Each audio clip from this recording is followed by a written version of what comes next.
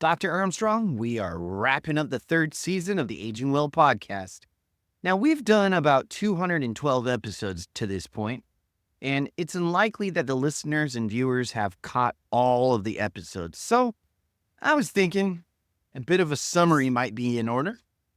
That's a great idea. And wow, this is episode 213. I'm sure the viewers and listeners have missed probably more than a couple of those episodes. And season 4 is right around the corner, and we have a lot of great interviews and conversations in store. So, what are some key lessons that we've learned from our guests, interviews, and conversations? A number of key lessons have emerged from guests, interviews, and conversations over a wide range of topics on aging, wellness, and life longevity. I think we can summarize the first 3 seasons with SPIES and our 6 pillars of healthspan and aging well.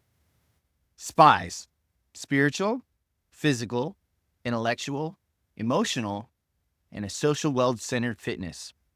The 6 pillars are exercise, diet, body composition, sleep, not smoking, and a purposeful social connection.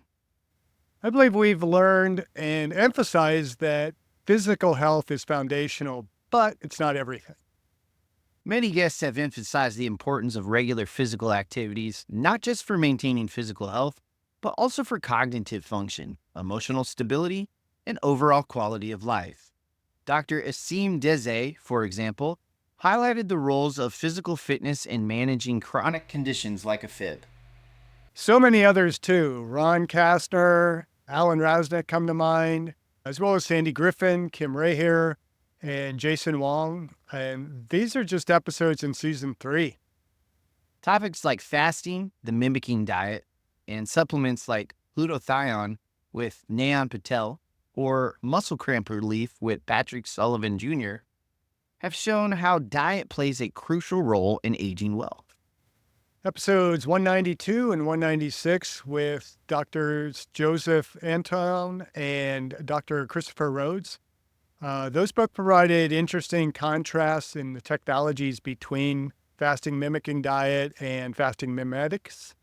Dr. John Newstead and Udo Aramis both provided some really great insights into the importance of really good quality supplements. We've talked several times on episodes about fats and proteins. Yeah, and beyond exercise and diet, we've talked about the importance of adequate sleep and stress management.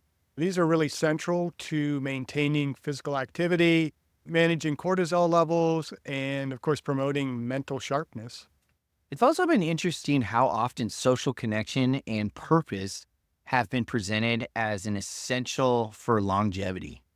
And many guests have shared how maintaining strong social connections can prolong life, foster resilience, and reduce the risk of cognitive decline. For example, Wayne Lehrer discussed the importance of purposeful social engagement and creativity as one ages.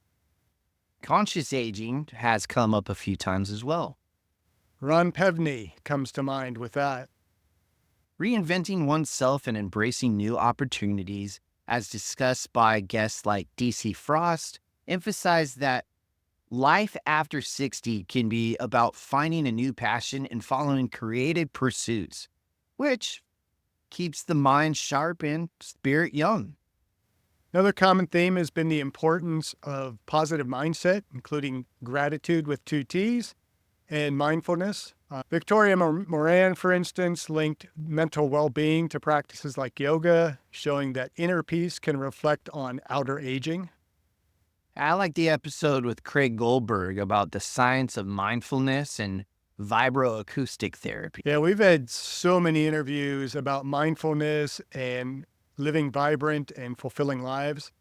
I'm afraid I would miss someone if I tried to list them all. Intellectual stimulation and curiosity, whether through formal learning or personal discovery, were reoccurring themes, especially with experts like Lauren Dunning and Eunice Lynn Nichols emphasize how staying mentally sharp is not just about puzzles or games, but about meaningful intellectual engagement. Of course, there was lifelong learning with Chris McLeod in episode 128. So, whether it's dealing with chronic illness and finding purpose after retirement, resilience is a reoccurring theme. The ability to adapt and bounce back from adversity keeps many individuals thriving well into their later years. A big lesson for the listeners and viewers has been how aging well often involves embracing changes in health, lifestyle, and priorities. Flexibility in how one approaches aging, from adjusting exercise routines to adopting new dietary practices, have been consistently emphasized.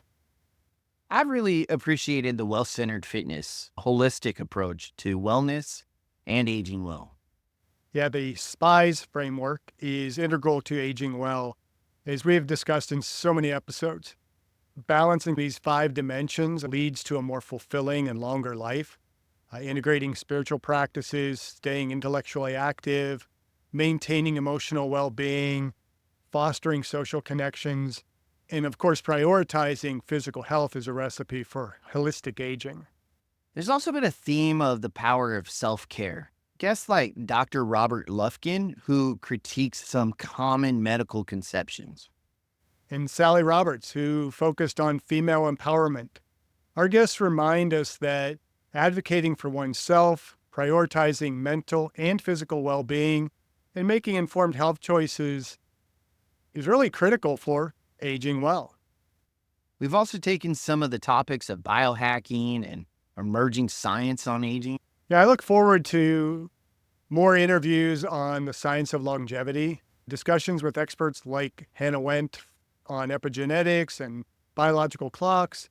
And of course, Matt Kaberlein has emphasized that we're really at the forefront of understanding how to slow aging at a cellular level, and insights into cutting edge research on fasting mimetics, rapamycin, hormone therapy, and so many more show how science is really pushing the boundaries of what is possible for health span optimization. Overall, the Aging Well podcast reminds us of the importance of staying engaged and active. Aging well means staying engaged with the world, whether through community involvement, physical activity, or intellectual curiosity. Consistency is key. Most experts agree that successful aging requires daily commitment to good habits. The journey isn't about quick fixes, but rather about building sustainable habits that support long-term wellness.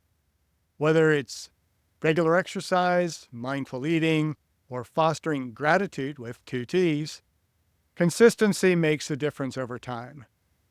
Small changes over time matter, Dr. Armstrong. You often emphasize practical, actionable tips that make a big difference over time, like small changes in a diet, simple exercise routines, and mindful practices. Baby steps. Across these episodes, the consistent message is that aging well is more than just living longer.